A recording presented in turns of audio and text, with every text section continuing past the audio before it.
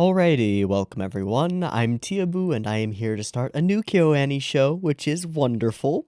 We finished Violet Evergarden. There are other things in the works for Violet Evergarden, but we'll address those at a later date. I want to switch things up and start something a little bit different. So we're going to be watching Dragon Maid. I'm not doing a poll for this simply because on both of the previous polls, Dragon Maid was a close runner-up, and nothing else was even close. Both on but the poll that Hyoka won and the poll that Violet Evergarden won, Dragon Maid was like right behind it, and so that versus like Tamako and Chunibyo, we will get to those, but this one's gonna win the poll, and so I'm just gonna watch it now. Okay? Okay. Plus, it's kind of nice to go from the heaviness that is Violet Evergarden to something that, at least on the surface, appears a lot lighter, like Dragon Maid, and I'm looking forward to a little bit more of that KyoAni light feeling. Now, on that note, I think before we get started on this, we have to do something that we've done before, which is a little bit sad. But we have to give credit where credit is due, because some of the people who were working on this show are no longer with us, and some of those people are directly and strongly responsible for a lot of the aesthetic, the reputation, and the sheer quality that Kyoto Animation has produced in the last decade or so that they've been producing awesome anime.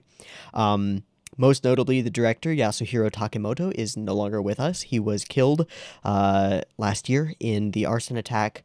This is a guy who directed the second raid of Full Metal Panic, one of my all-time favorite shows, the second raid specifically, who directed Hyoka, which was incredible, who directed the majority of Lucky Star, which was huge, had a huge influence on Haruhi and specifically the Haruhi film, as well as Amagi Brilliant Park, which I haven't seen, and a couple of other things.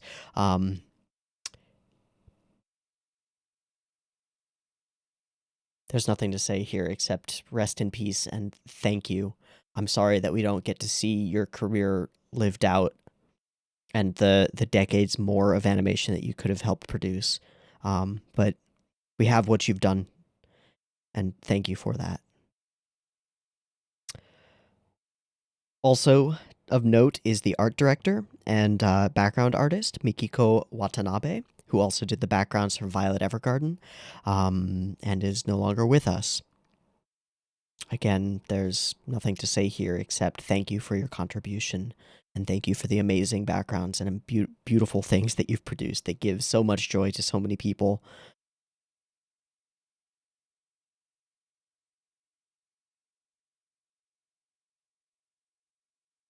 There are lots of other KyoAni staffers of note on this project. Those were the two that I wanted to really mention because they are gone, and we will never see what they could have produced given more time. And that, I don't know. I think it's important, and it's a small part, but a part of the reason that I wanted to do this KyoAni slot in the first place. And I don't mean, because I know this is probably going to be a joyous first episode, I don't mean to sour it by talking about this, but I do think that it's important to recognize that there are people who made this thing that we're about to enjoy, and respect to them. On another note, this is based on a manga originally by Kyo Shinja, who also wrote I Can't Understand What My Husband Is Saying, which I've heard really good things about and might want to check out at some point. Seems interesting. Apparently a pretty good character writer and good at doing interesting situations. So I'm looking forward to seeing how that vibes with KyoAni's style and the style of the people that we've just mentioned. I know a little bit about Dragon Maid. It's kind of hard not to. Like, this is one of those shows that has been gift to hell and back. It's been gift to hell and back. I know who Kana is. I've seen gifts of this show. I have seen Kana being extremely cute a few times. All of these are reasons that I also want to watch it. I don't know what to expect from it in terms of tone. I expect it to be comedic and then get a little bit more feels you'd by the end, but we'll see. We'll have to see. I don't know what kind of other KyoAni show I would think this is most like. I just don't have. I don't know. I'm curious to find out. whether it reminds me mostly of like a Lucky Star-esque show or something completely different. I'm kind of hoping for something completely different, but hitting some of the same marks. We'll see. In any case, this is a rather well-beloved show. I know some people who call this their favorite show ever, and that's pretty cool. Hopefully it will make its way into my favorites list as well. That would be great. But we've got 13-ish plus some OVAs and stuff episodes of Kobayashi's Dragon Maid, and we're going to watch them. Or Kobayashi-sanchi no Maid Dragon. One word, Maid Dragon. Okay, cool. I've gone and downloaded... Oh no, there are 14 episodes. Or is 14 an OVA? I don't know. It doesn't matter. I've gone and downloaded this version. I've downloaded the Harkon RIP because I went through them a bit. This one apparently uses the Dame Desio subs instead of horrible subs, but also has muxed them onto Beatrice Raw's original Blu-ray disc Raws. So big files, but nice quality and good subs. Hopefully it all works nicely for us. That's what we're going for. All right, let's do this, I guess. Let's just watch Dragon Maid. I've got episode 1 of Kobayashi-san no Maid Dragon up and ready to go. It is at 0 seconds. There will be 2 versions of this reaction as usual. You can find a picture-in-picture version with the video up there, linked in the description, and a timer-based version up on YouTube. If you want to do a syncing thing and sync up your own copy of the episode with the timer-based version, you are welcome to do so. Just get your copy ready because the beep beep timer to count you down will be coming at you now.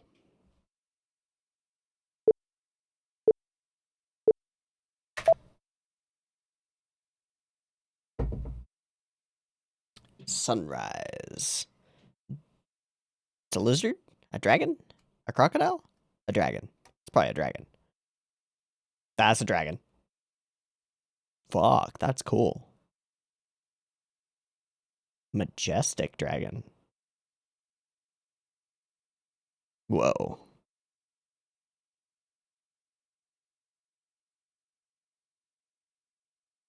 Tiny little wings. Flip, flip, flip, flip. Oh, it's got the same horns as the main girl. Okay. So that's main girl dragon. I assume we're about to meet Kobayashi-san? Glasses. 7 a.m. Drinks. Whoosh.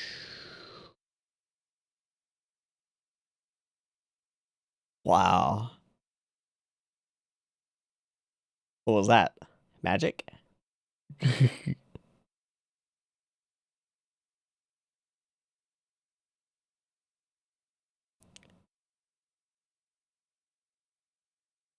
Stomach medicine. And we're going to open the door. Integration test on a program? She's a programmer? Hello!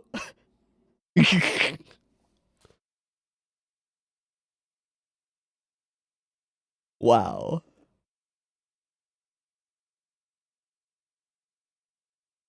Ear clunk.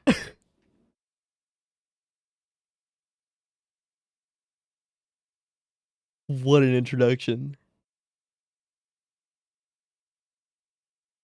And is not going to eat you. Yep, there she is.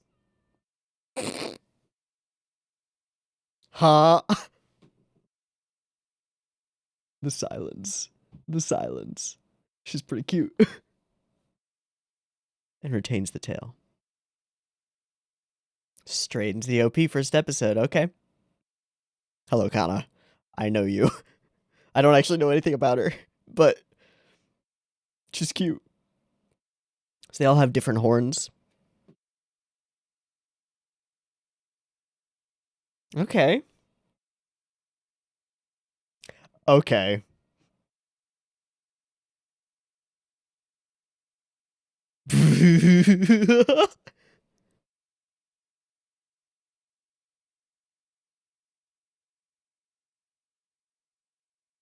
Yeah.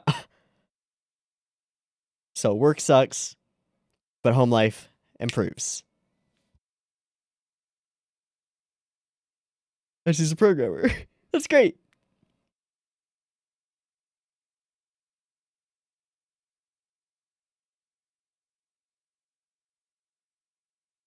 This is pretty weird. Nope, that's pretty weird.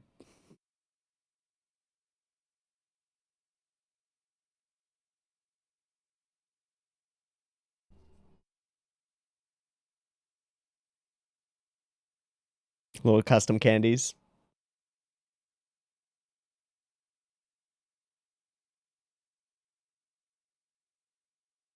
Without chew. Gotcha. Okay, let's meet our dragon maid. Whose voice is that?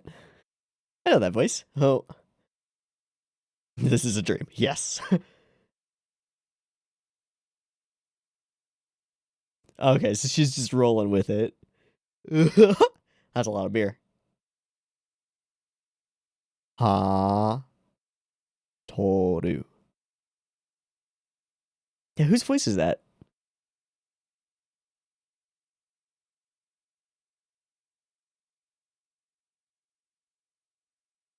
Hey, hair gradients? I don't hate them. We met in the mountains. Oh. Whoops.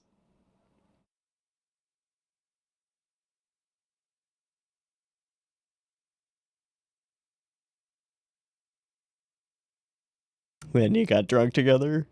Whoops.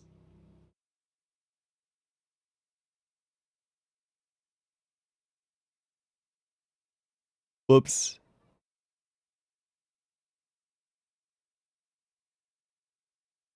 Not gonna say no to that. Okay, gonna say no to that.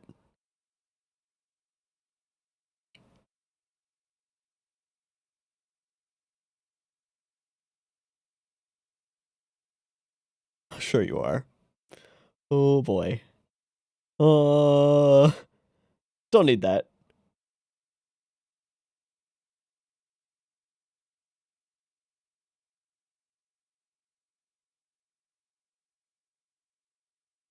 Eh.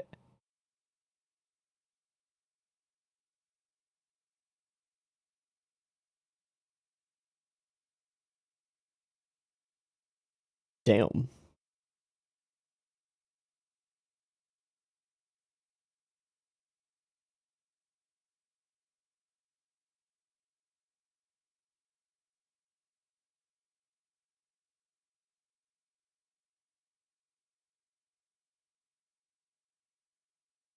Bye, Toru.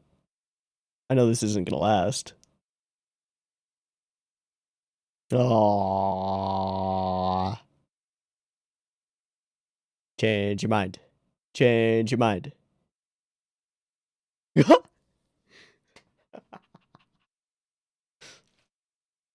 the little shaky cam.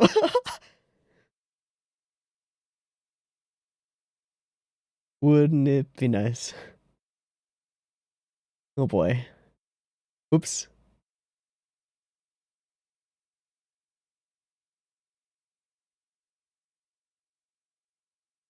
Aww. Okay, that's awesome. Okay, that's crazy. And we hit the circus kite music. Okay, perfect. Hey, you're pretty cool.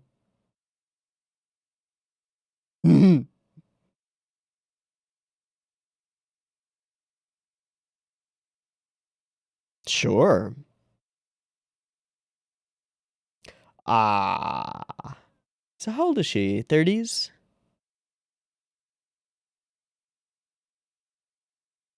What?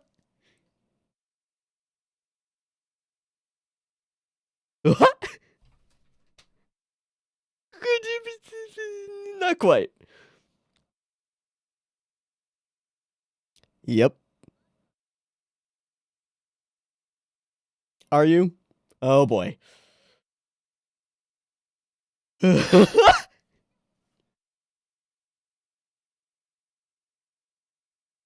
It's so snappy.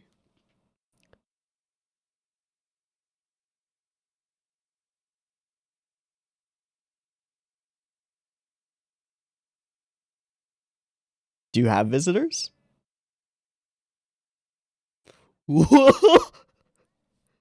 Oh, she's great at this. Natural. Why is she here though? Oh, because they ran into each other and she invited her. Oh boy. I'm sorry, what? Your tail? I don't think that's the problem. Yeah. Where did it? But your tail is.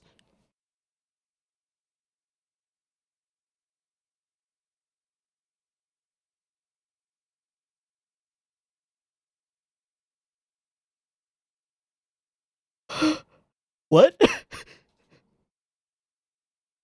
That's amazing. We can do whatever the hell we want. Is that a laundry beater? Or a rug beater thing? Probably. What is hijiki? When does that happen? This whole thing is surreal.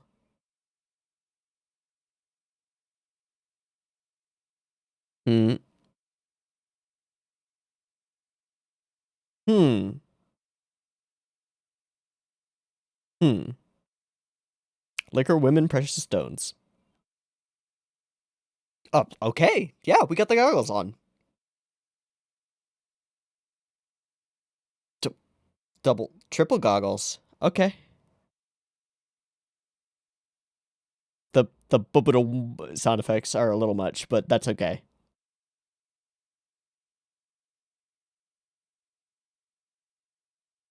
You don't have to insult us like that. Yeah. I mean, makes sense if you're a fucking dragon.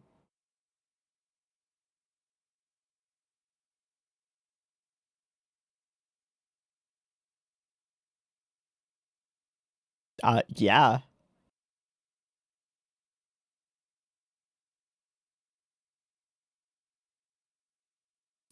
Oh. Yeah, please. Let's pass on that. Uh-huh. A mission that only you can complete. Uh-huh. Chorakon. Oh yeah, what's a phone? Oh shit. Nope. No, that's gonna go awfully. Hmm.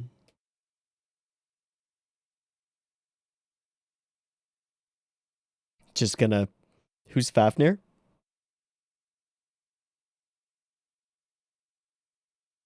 Oh. Oh. Nope. That's a little terrifying.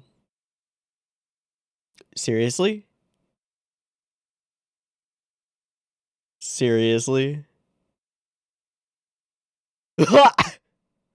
You're a clunk.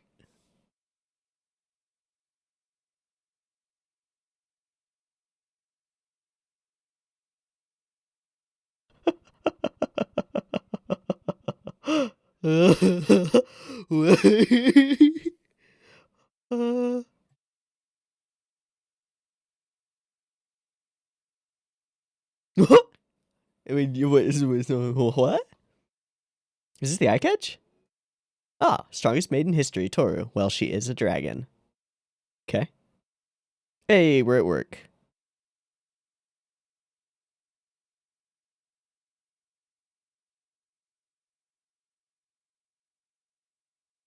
Uh-huh. Just one.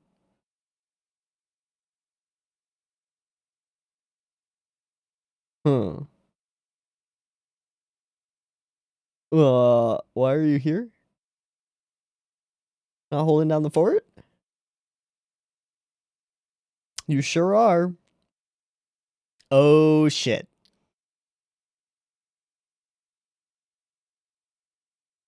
Oh, shit. She jelly. Step the fuck off. Oh, boy. Yup. Oh, no.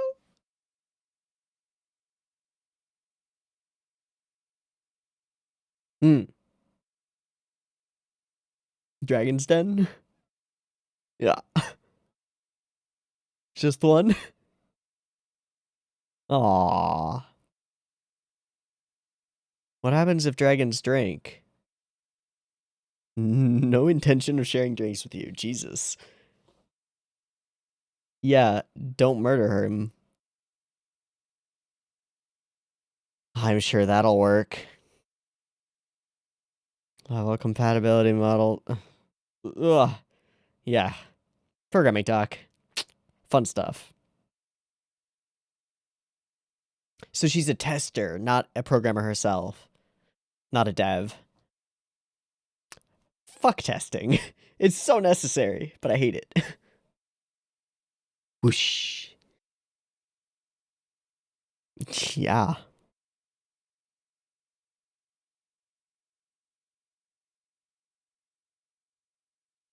Oh, are those online games?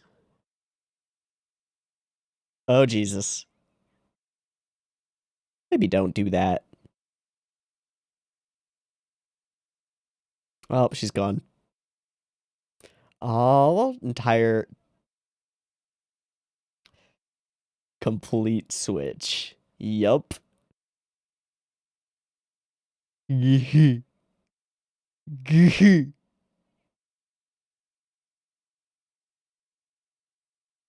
Oh, he recognizes this? Okay. The teeth come out.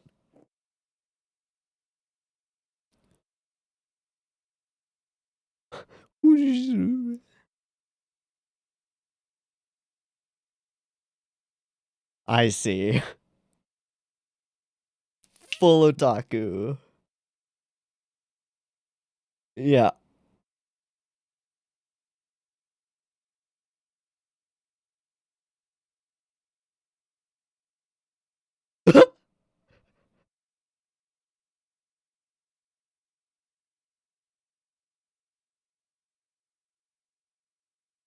Hey. Okay. What? Huh?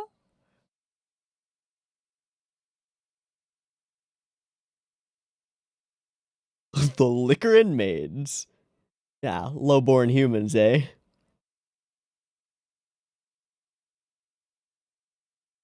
She's obsessed with maids? I see. I like you, bud. You're alright. Is it murder? Oh, Jesus. Hi.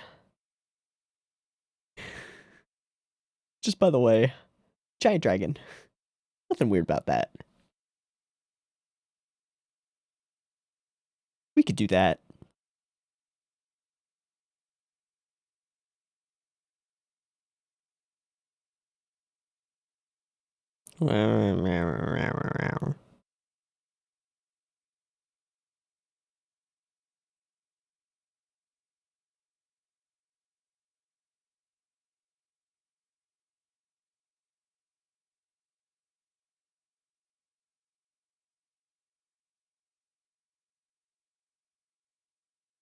Good morning.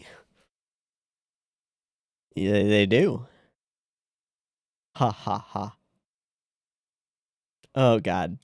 Oh, Toru.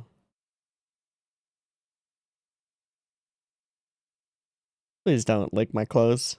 Yeah. Oh, boy. I mean, I'm okay with that.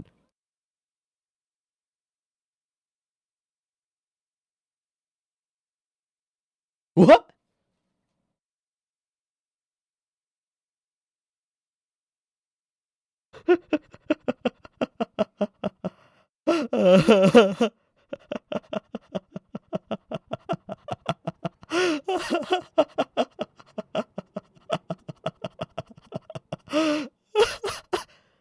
But it's magically created, right?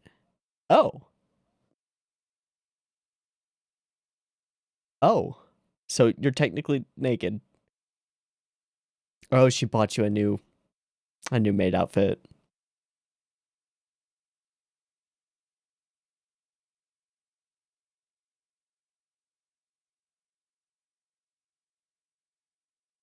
Aww. I'm sorry, what?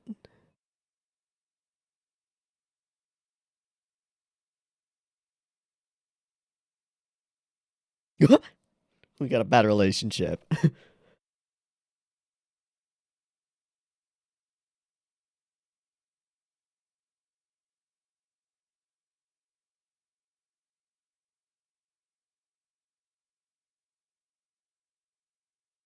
Leaving on time. Oh boy. Uh-oh. Porn or she'll look up dragons? What do you think?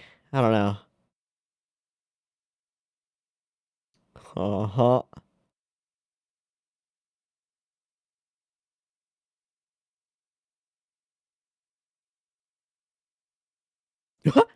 Kill them all. Burn them. Curse them. There we go. Yep. Yeah. Got anybody else you can call?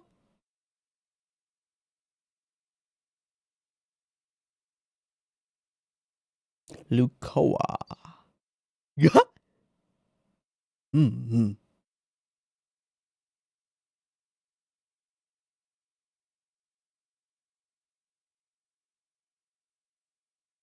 Hmm.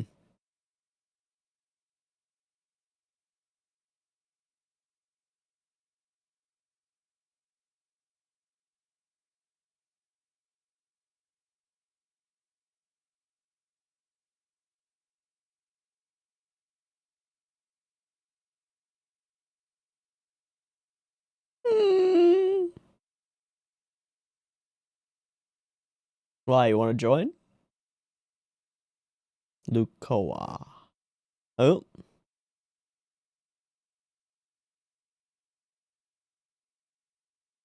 Humid day.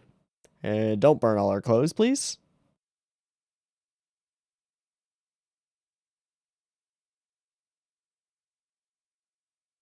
Jesus, how can the apartment complex hold that? Oh, she is going to do exactly that.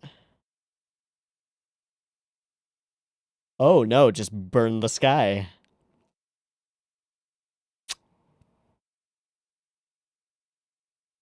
I guess that's one way to clear everything up. Oh, oh, oh, hello. Ah,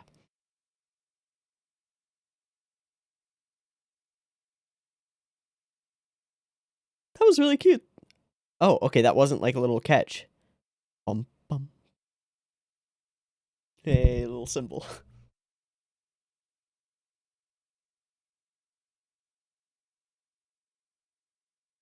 Uh-huh.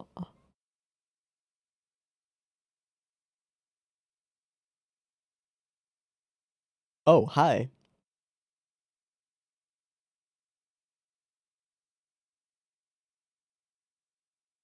Nope. Thaw. Undercut? Nope. Straight. Oh, no, dreaming. Okay. I thought we were going straight to ED. The past. Lots of war with gods and humans, it looks like. Is that Zeus? Jesus. Is that how she ended up there? At the mountain where they met? Oh, Toru. She's actually freaked out.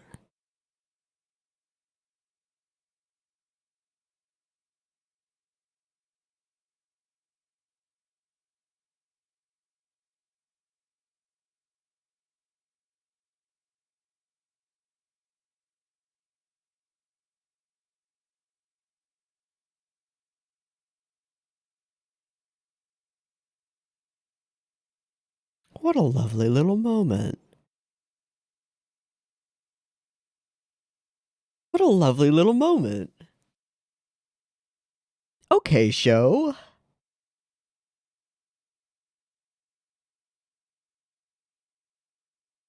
Now to ED, right?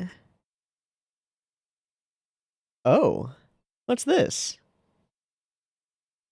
What? Why did you... That's not what that means.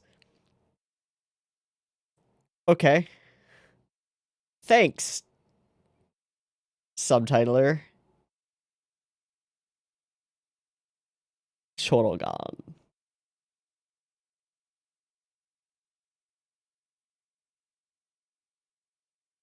Alright. There's that one. There's Kana, Toru. I wonder if that one's Lukuloa, whatever.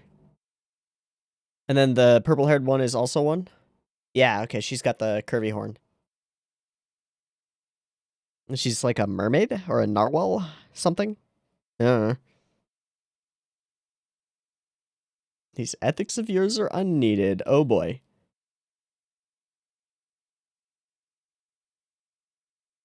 Hey.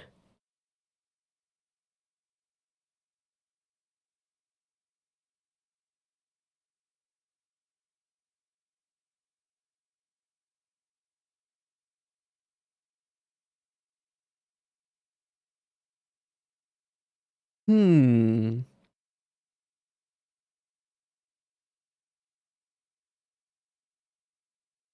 So they're eternal entities. That's interesting. I wonder if we'll do anything with that.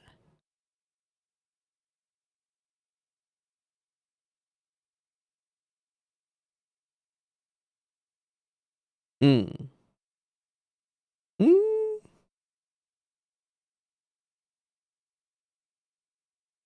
Second dragon? Kana. We're totally spoiling here.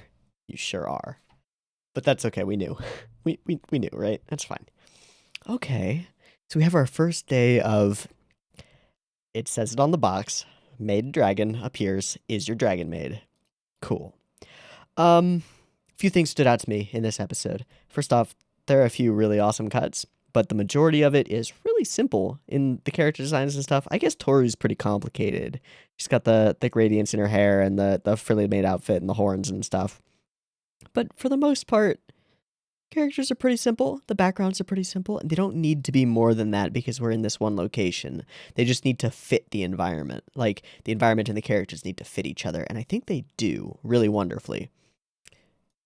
Again, that goes to Mikiko Watanabe for being amazing at creating backgrounds that fit the feel and aesthetic of a show. I mean, the same person responsible for these backgrounds is responsible for the Violet Evergarden backgrounds, and is no longer with us. Same person responsible for these and those. Why do they work here? Because they work here. They're well put together to fit with the entire aesthetic of the show. I think the thing that stands out to me is just like coherence. It all fits together. Even the moments where we break the aesthetic sensibilities that have been set up and do crazy things. I think there's one in here somewhere. I don't know where she. Okay, yeah, we break everything to go here.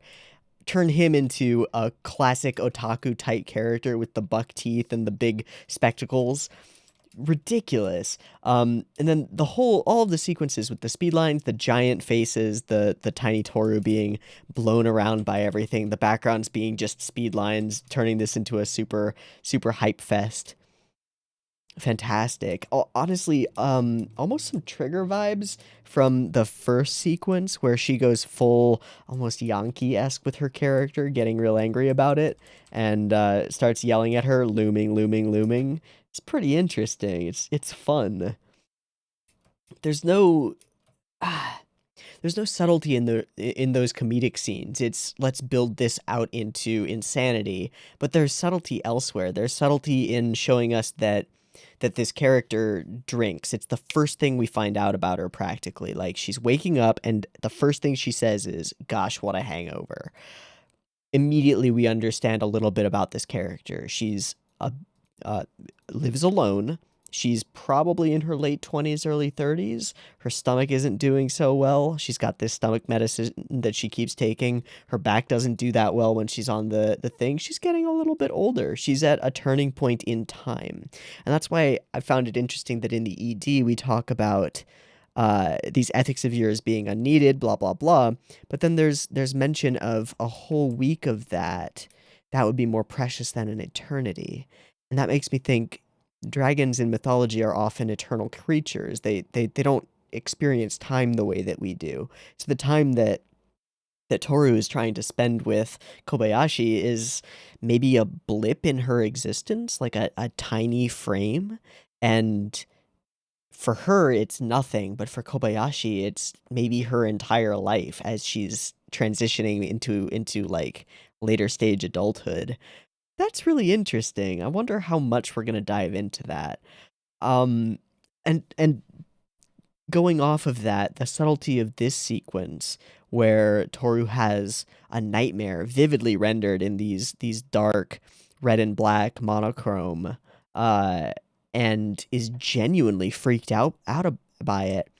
The way that Kobayashi just sort of wakes up and is willing to hear her out and just comes up with the simplest, most programmer-esque uh, answer to it, which is just, it hurt.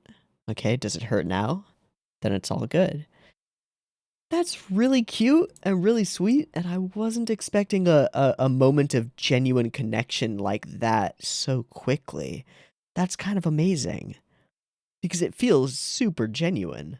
This whole scene is real, despite the ridiculousness of the sequence, which is we have an otherworldly dragon entity having a nightmare, but it's also so relatable. Like, we've all had nightmares, most of us.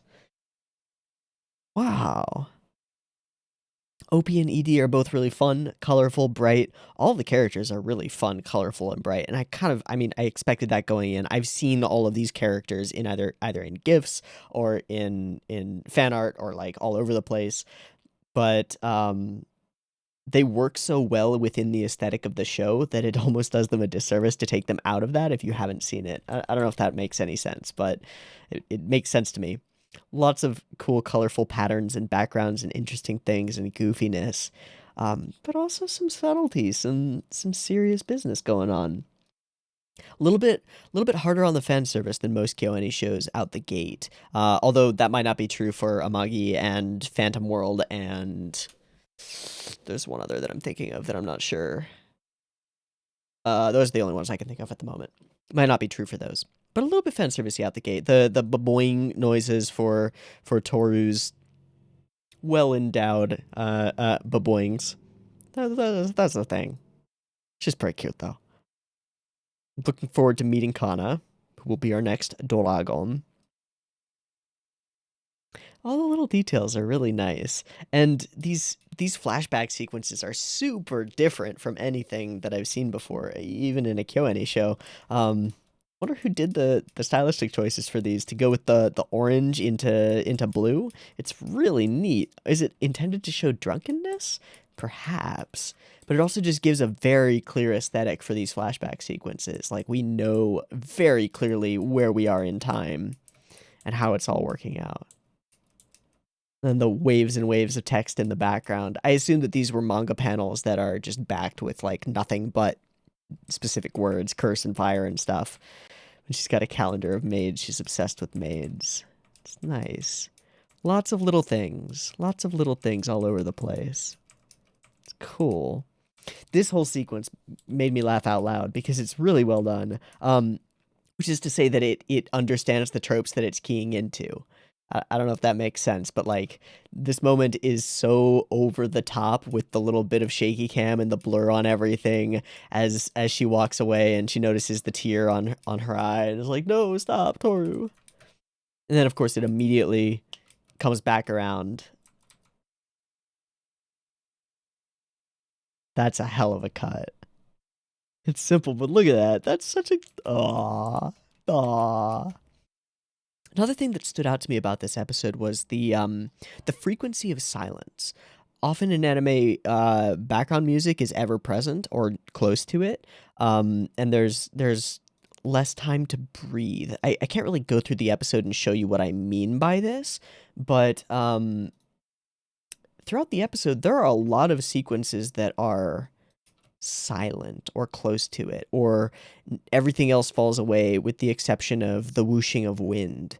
The whole opening sequence is that way. There doesn't seem to be a desire to try and fill the space with musical cues, which often happens in anime.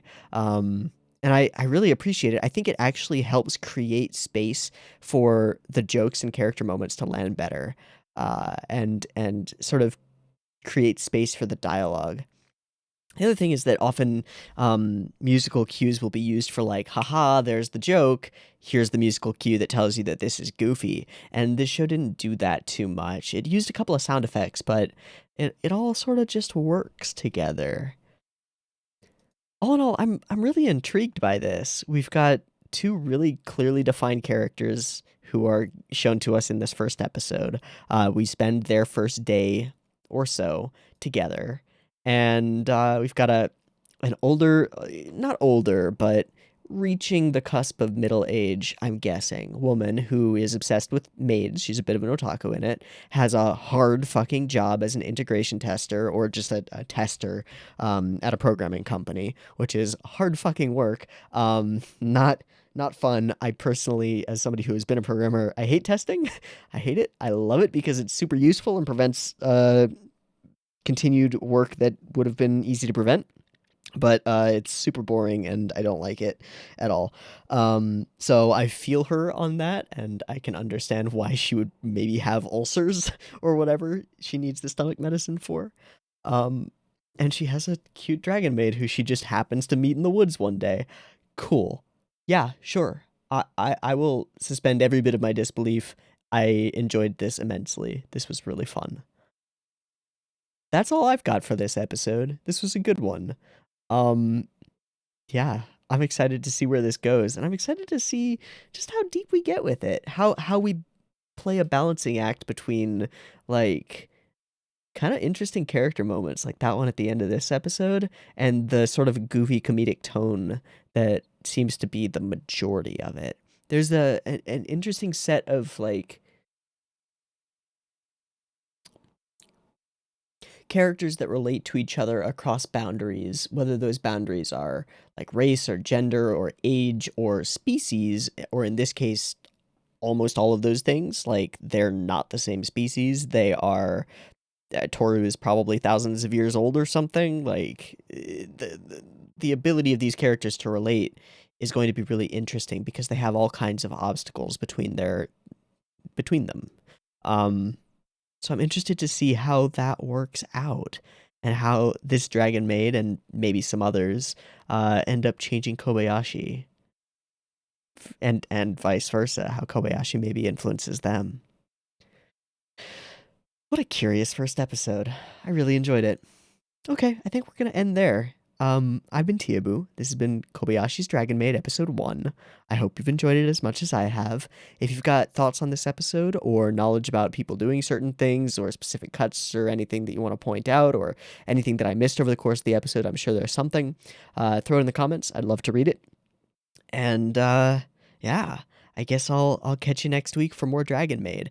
As I didn't even mention this at the beginning, but as usual with all the not currently airing shows that I watch, the next reaction will be up on Patreon today. If you're watching this on YouTube, it'll be up sometime within the next 24 hours. So check that out if you want to. And I hope to see you there, YouTube or Patreon or otherwise. It'll be fun. Okay, see you next week. Peace.